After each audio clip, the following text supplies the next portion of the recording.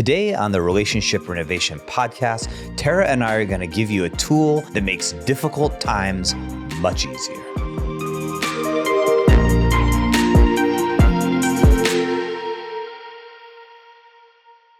Hello, all, and welcome to the Relationship Renovation podcast. I am Tara Kerwin. And my name is EJ Kerwin.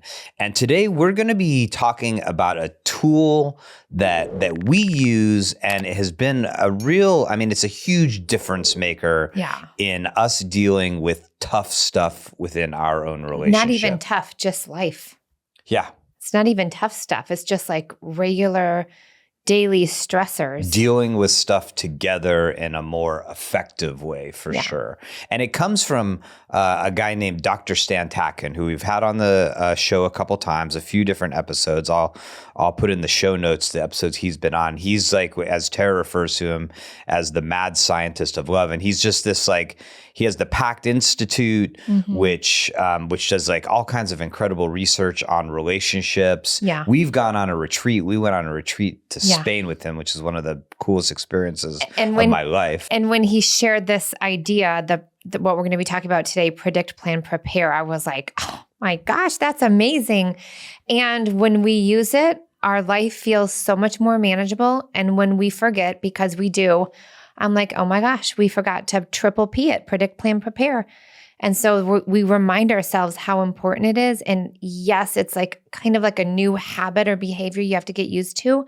But once you start doing it more often than not, it feels so good. And we'll give you an example later on, about something so simple. So we're going to go over, so what it is it's called predict, plan, and prepare. It's a way in which it's a tool that couples can use to help them go through life, deal with certain situations, go from day to day together in a more seamless way where they feel connected, right? And they're prepared for it. It's moving with intention through what our life looks like and planning for it. Yes. And so let's start off for our listeners and just saying why do couples struggle when there's not a plan? Hi, this is EJ and Tara Kerwin. We're the founders of the Relationship Renovation Model, and we have something that we're super excited because we've been planning it for a long time. So if you're a couple that is feeling disconnected, you've kind of fallen off track,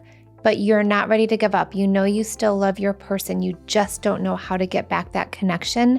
Don't worry, we've got you. We are launching a private coaching program, and we're going to take on only 8 couples. We're going to meet the 2 of us with you privately, and we're going to do that over a period of time. We're going to work you through the Relationship Renovation Workbook, which is an amazing tool. And then there's a few other ways in which we're going to support you that I think are going to be just fantastic. So get ready for the We transformation. We can handle this. We can communicate clearly and with compassion, even during difficult times, yes. And we can feel more deeply, intimately connected. So if that's something that you're interested in, all you got to do is send us an email, coaching@relationshiprenovation.com. We'll schedule a 30-minute discovery call with you. That'll be completely complimentary. We're going to hear about what's going on for you guys, and we're going to tell you about this super exciting program that we're launching. We really cannot wait to begin this journey with you.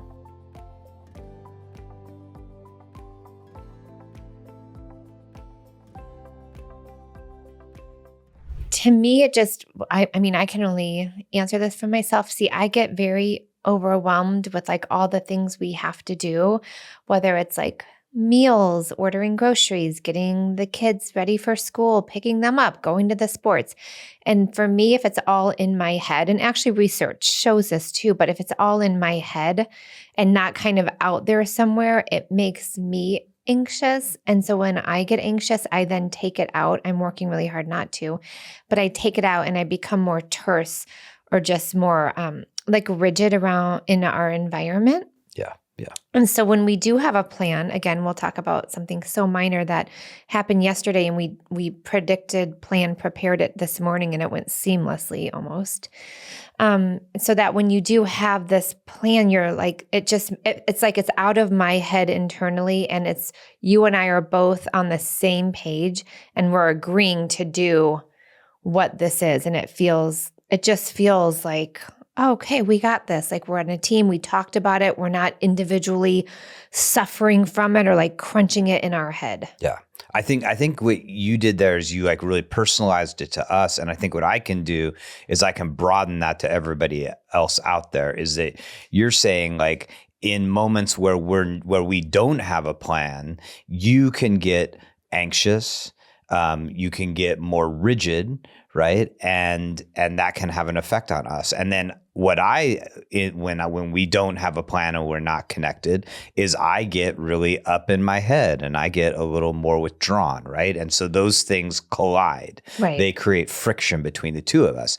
That also parallels an avoidant attachment and anxious attachment. Absolutely. Sorry, go ahead. And what that speaks to is that when couples don't have a plan, then they both go into their individual adaptive ways they deal with whatever is happening. And oftentimes those things they don't line up well, because we're just two different people where we have different brains, we have different histories, we can have different genders possibly. It's like there's just so much different about you versus me that if we don't have a plan, and if you and your partner don't have a plan, then there's going to be problems. And especially if it's certain like trigger issues, right? Like if it's around things like going to see family, in-laws, if it's around disciplining kids. In our case, it's funny, like training a new puppy, even like going out on a date and around intimacy, right? If there's like these new things that happen and don't have a plan for it, you increase the likelihood there's going to be conflict. And you increase the likelihood that you're not going to prioritize any intentional quality time with your partner, because now life hijacks you, and not having a plan hijacks you, and not being prepared hijacks you. And then you're just like left at 9:30 at night, like, what just happened today? And then there was so many moments of missed connection with your partner, this is why we do the podcast, right? Because we know how busy life is, and we know how many moments of disconnection there are, and we are trying to help couples, even in those brief moments, find connection. And when you predict, plan, prepare, you have moments of connection because you're in it together and you're like, we got this. And what happens is when you don't have a plan and you repeatedly keep having these hiccups where you don't cope well together, and it's about homework with the kids, and then it's about your sex life, and then it's about money, and then it's about in-laws, and then it starts to feel like we can't solve anything together, and that starts to be a really horrible feeling.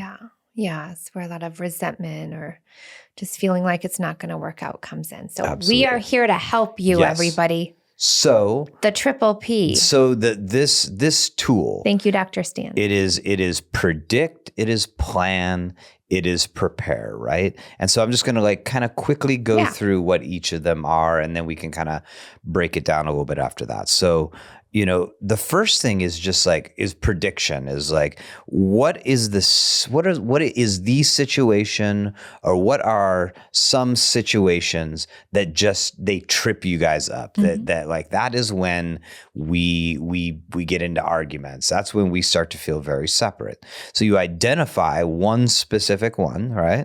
And then you plan, you sit down together and you say, how do we want to handle this situation? Like, what's your role? What's my role? What's the system that we can create that allows us, what are the obstacles that we face in these moments? And so you've predicted the moment that you're going to be dealing with, you've created a plan for it, and then you prepare.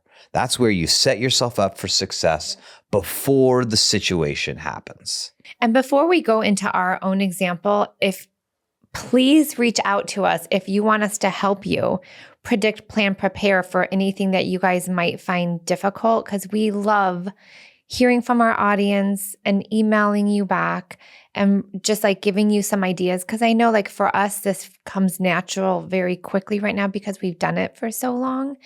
So we are here to support you, help you, try to create that triple P for you guys too.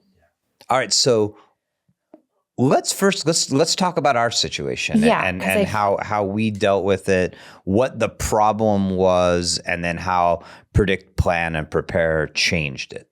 Okay, so we know every morning, this is on like a school morning, that it's a little hectic and we have about an hour to feed dogs, feed cats, make lunches for us, make lunches for the twins for school, make breakfast for us, get all the house chores done, make sure the kids have brushed their teeth, blah, blah, blah, get out of the house. Most mornings I get very overwhelmed because I feel like I have to do everything, which is not the case. But in my mind, because that's just like my story since I was a little girl, it's like, it's all on me. It's all on me. It's all on me.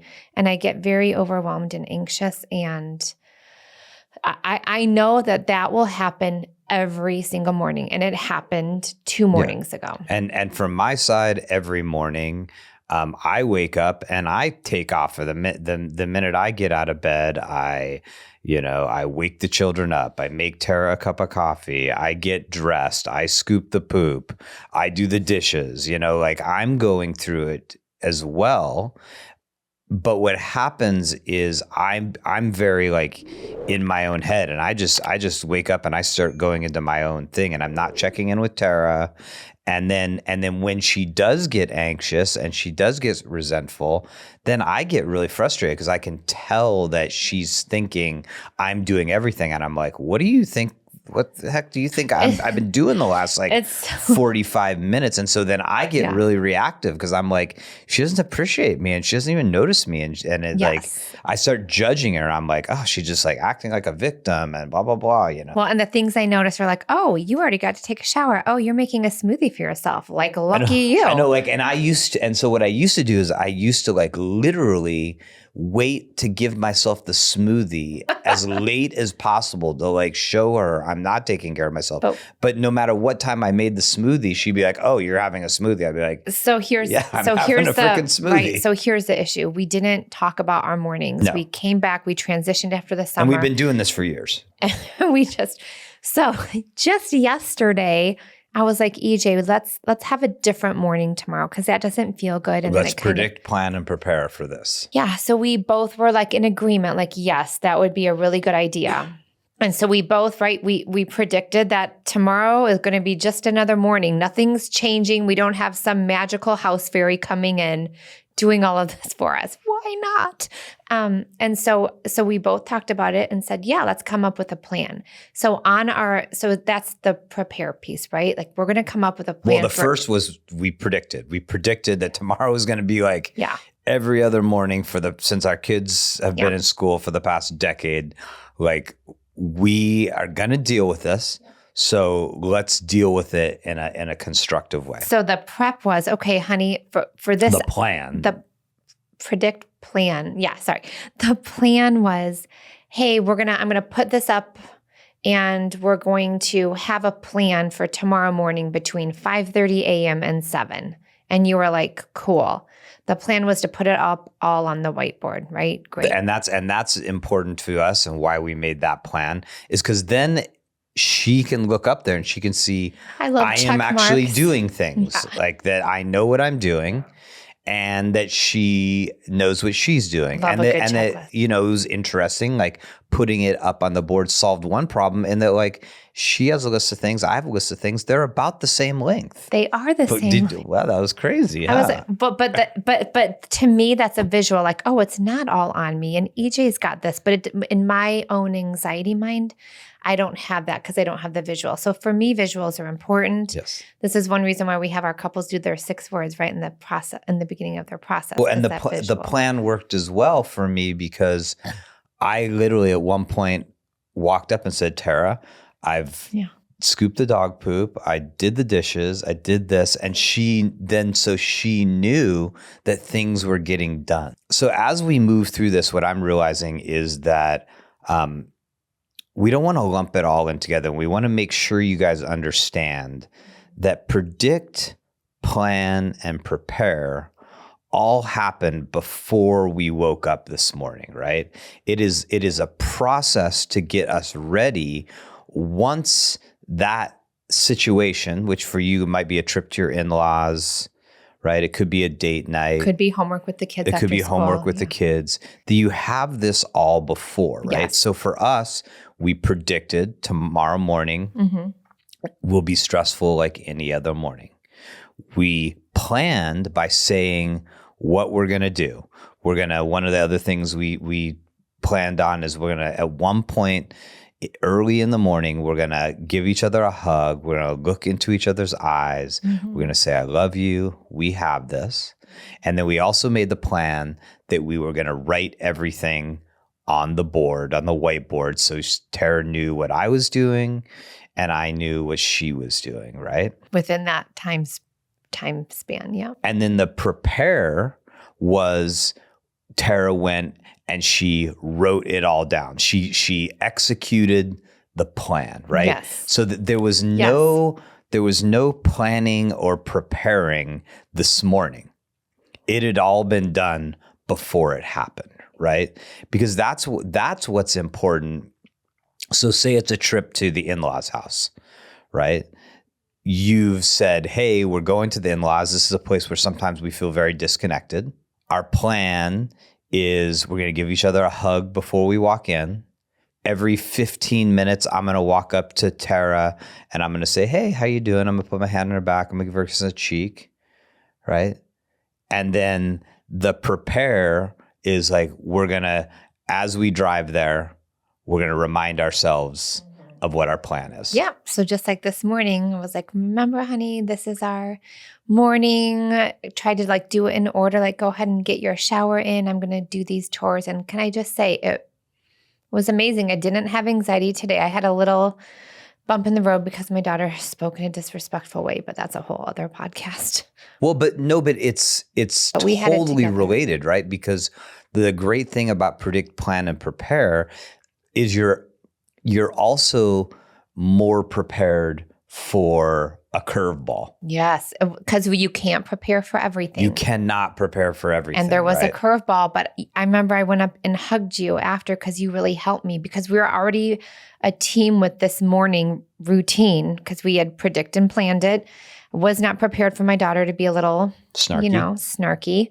But because EJ and I had already had this and he was like, hey, honey, like I've got this, like, you go finish this. I was like, thank you. And so it didn't spiral, which it could have, where I end up crying. And that's a huge win for us. For me was I cannot I don't know many times where in the middle of a stressful situation, you've come to me and given me a hug. I did while you were doing dishes. Yeah, because normally in those stressful situations, we're disconnected and you don't feel safe coming to me. Yes. And so by predicting, by planning, by preparing, you felt safe then to come to me and give me a hug. And that felt really great. Like I was just like, wow. Like, building emotional safety in the relationship. That is our jam. And that is our jam to help others do as well, because it truly is freedom when there's not that threat in your relationship, that you can still deal with all the uncomfortable things and the busyness of lives, but you don't get hijacked.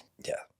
And so I think it's always important whenever we're offering you guys a new tool, something that you're going to try out, is knowing that it's not going to be perfect the first time. Yeah. Right? That this is a new thing that we went on this retreat with Dr. Stan.